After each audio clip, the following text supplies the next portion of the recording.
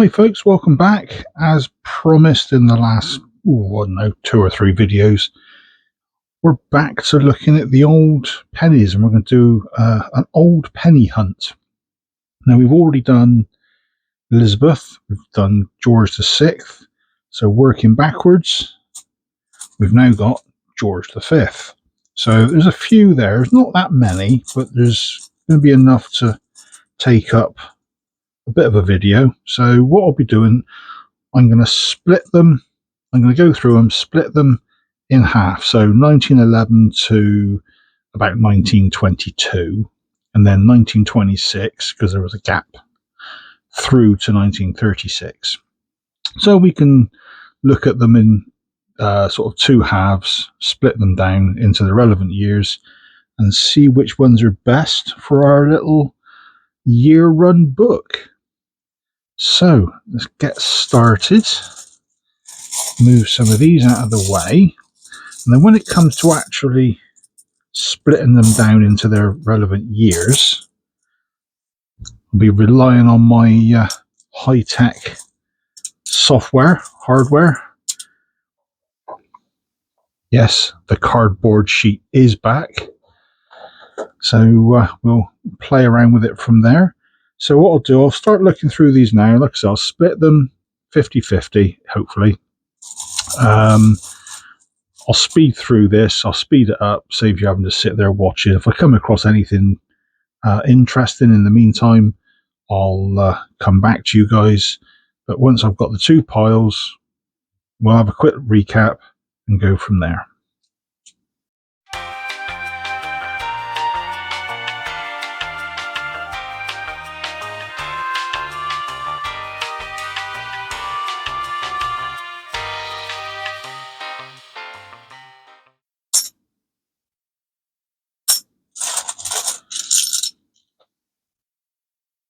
Right, this could take a while, so I'll make a break here and I'll come back once I've got the piles, because I think based on those few that I've just done, this is going to take about 10-15 minutes, and that's going to get a little bit boring.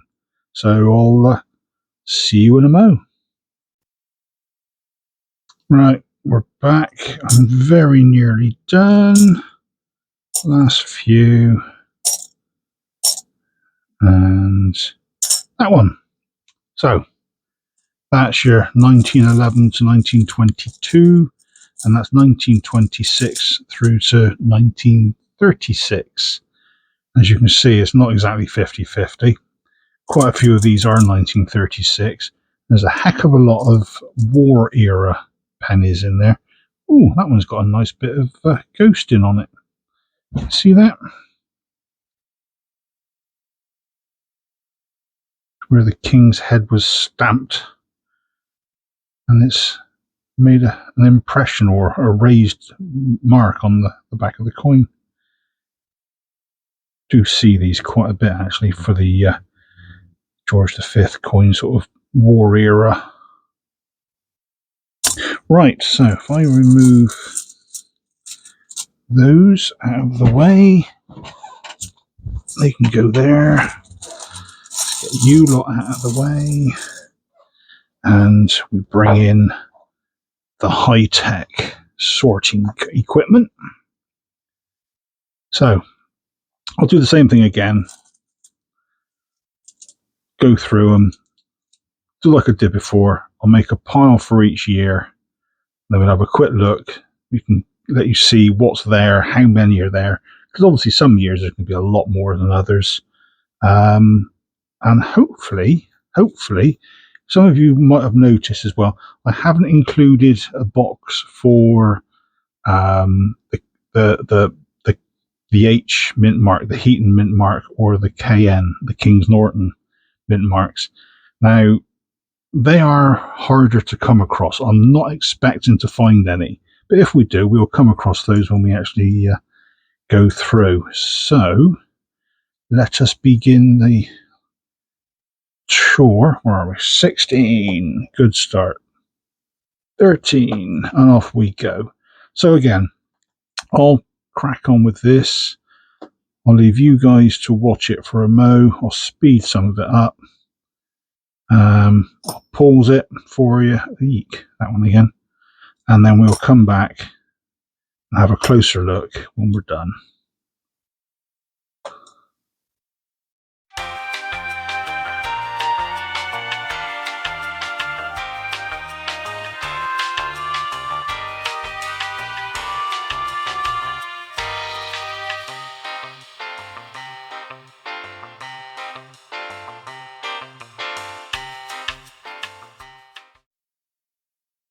Okay, nearly there on this little lot. Oh, surprising how dirty your fingers get. They already feel mucky, and I've hardly really got stuck into them yet. Right, where are we? 15, 17, 18. Good news is we're going to at least have one coin for each year, so that's good. Right, there we go. That is all the coins I had there in that bag for 1911 through to 22. So now it's really just a case of looking at each one, seeing which one's the better one to put in our book.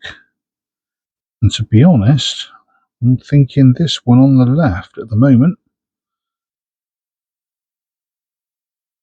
Yeah, definitely the left. So we'll have that one in the book. That one can go off to the side. Well, that one's definitely out. It's grotty.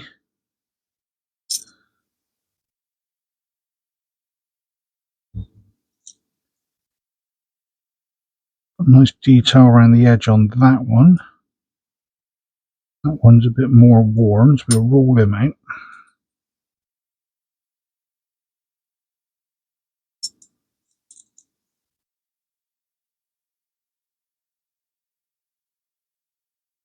I do like a nice dark finish on a coin. So much for not being biased, but I'm going to go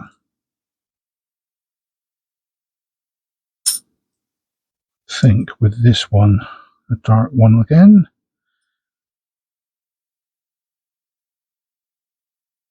Yeah, go with the dark one. Okay, well, I'll carry on. I'll do the same thing for all the rest of these. And when I get right near the end, I'll come back and I'll let you have a quick recap. See you in a bit. Right, on to the last year. Just having a quick look at these. That one's got a bit of scuzz on it. What I've been doing is looking at them, see if there's any marks on them, disregarding those straight away. Anywhere, general wear and tear, see if you can actually read what's written. So these are in pretty good shape, really, for what they are. Now, the age, I mean, look at that, 1922, 102 years old. It's been passed around collectors for years, I suspect, being handled. So that one has got some green scuzz. Get rid of that one, and we'll keep that one. So I didn't see any of the H or KN mint marks, so that would have been relevant to 1918 and 1919 for these, and only the H for 1912. So, like I said, I've gone through them, had a quick look. Now, remember I was saying earlier as well about the ghost markings on them where they've been overstamped. So there's another one. You can just about make it out. And one for 1918, slightly raised. It's more difficult to actually pick up on the camera than some. And this one as well, 1914. Definitely see that one. So it's where the I think it's where the mint was a bit overzealous with the stamping, and it's left an extra mark. So we're halfway there, as Bon Jovi once said. So these are the ones we'll put into the book for George V for this period, 1911 to 1922. I will leave a couple of gaps, 3 gaps for the H and KN mint marks as well. But for now, I will put these off to one side, tidy the decks, and bring in the 1926 onwards. So Once again, see you in a mo. Right, that's the early ones out of the way, and these are the 1922, sorry, 26, I should say, to 1936 that we need to sort. So again, I'll go through, sort them out into the relevant years, into their little piles, and I'll come back in a minute. Well, probably nearer 5. And just the last few to go. We've got 36, 31, 27, 36, and 36. Oh, swine. We've got some gaps. That's not fair. Yeah, 1936 seems to be somewhat a common year for these. So let's have a quick look. Probably get away with doing this without breaking away. That one's all scuzzed.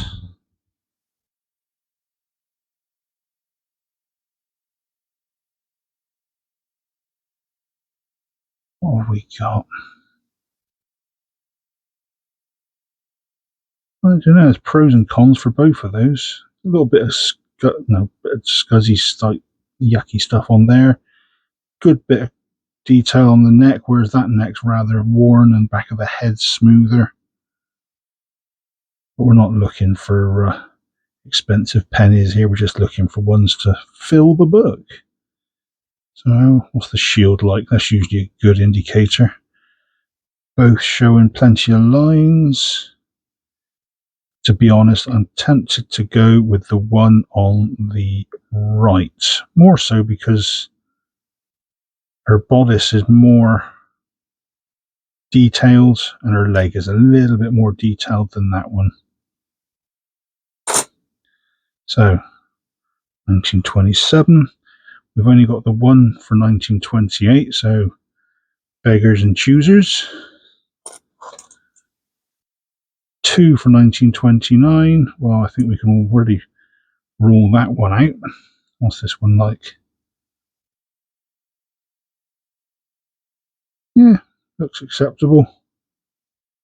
Probably another one somewhere down the line that can fill the gap. That looks half decent straight away. What are these?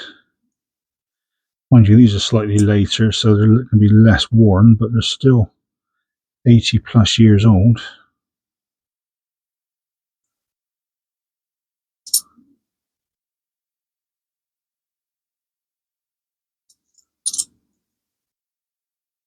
I'm going to go for that one.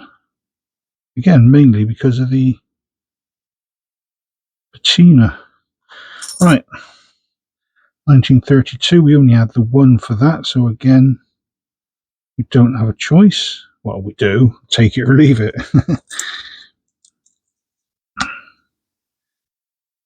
35. Ooh, that's nice and sharp. So's that, but it's got some yucky stuff on it. Not so convinced with those. He's got a big gouge in his head by the looks of it. Yeah, I can feel it with my nail. It's a shame. I like the colour on that one. So we go with that one. 35. Is it 35? Yeah. Right. Now we are really spoilt for choice for 36s. So as soon as we see a decent one, we'll stop. We won't even bother wading through the rest because they're all going to be pretty much the same. I think we've probably found our candidate straight away. Ooh, that looks even better, actually.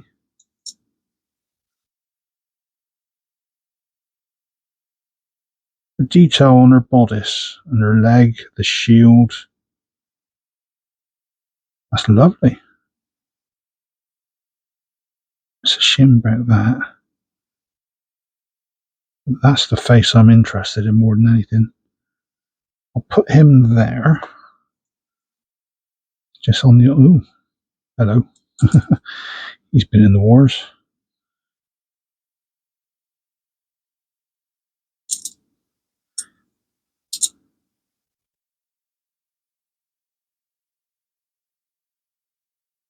It's a nice one. Tell you what I'll do, weigh it up. The reverse on the left is far, far superior to the one on the right, but the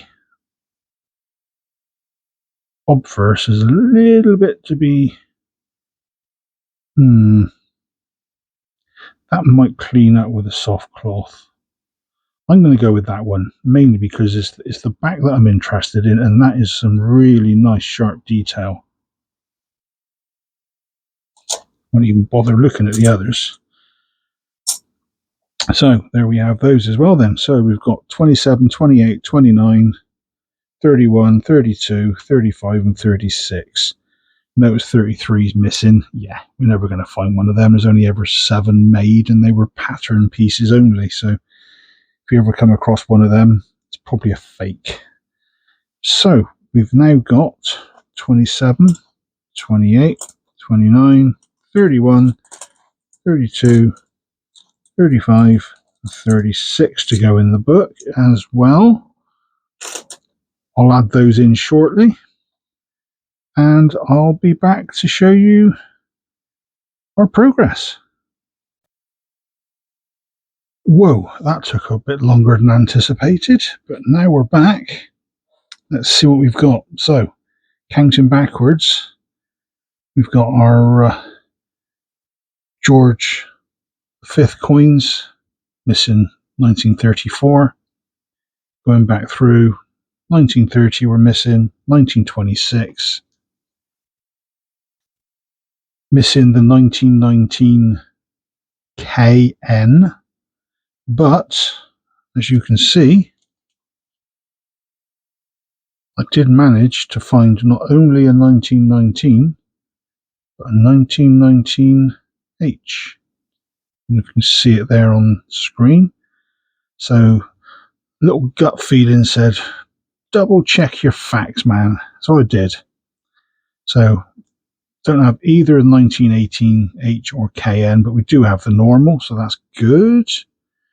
And then, going back through, back to 1911, 1912, bit on the rough side, but the one we actually picked as the 1912, I had to look a bit closer, it's actually the H variety. So it's the Heaton mint mark. Again, don't know if you can quite make that out from the glare on the thing itself, on the packaging. But yeah, so we've got most of those now. The only one I didn't leave a particular gap for was... where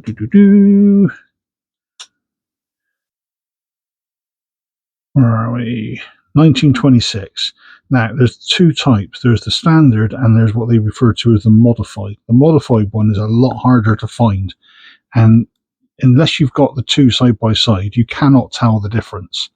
I don't have the modified version in my own collection. Other than that, my actual personal collection, like I said before, I've got every single one going back to, where are we? 1895. So I've got everything I need to do comparisons and everything else from the personal collection.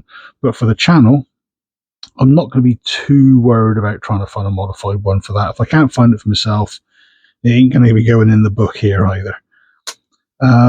So it'd be nice to try and track down some of the other mint marks that we're missing. Some of them can be a little bit more expensive than normal. I mean, the H and the KN for 1918, there's only about 3.5 million minted for the 2. For the 1919, although we got the H, for the 2 of those, it was just short of 5.3 million. So again, we're going to be hard pressed. Where the normal 1919, there was about 113 million of those. And the 1918, the standard 1918, there was 84 million. As you can tell, I'm reading off some notes. I've got a good memory, but it's not that good, not for figures. So we've gone all the way back now, like I say, to 1911, first year of George V. What we're now going to be doing is Edward, but not today. That's going to be for another video. Should be a lot easier, a lot quicker, a lot less traumatic trying to find mint marks as well. So I'm not aware that there are any particular mint marks to keep an eye out for. So until the next time, folks, that's your lot for now. Hopefully you enjoyed that. If you did, please give it a like, thumbs up, all the usuals. Leave a comment. And of course, please subscribe. We're gradually picking up pace. I'm just over 210, 211 subs now. A month ago, I was about 170, 180. So thanks to you guys. We're getting out there a little bit more often onto the algorithm and making life a lot happier for everyone. So until the next time, cheers all.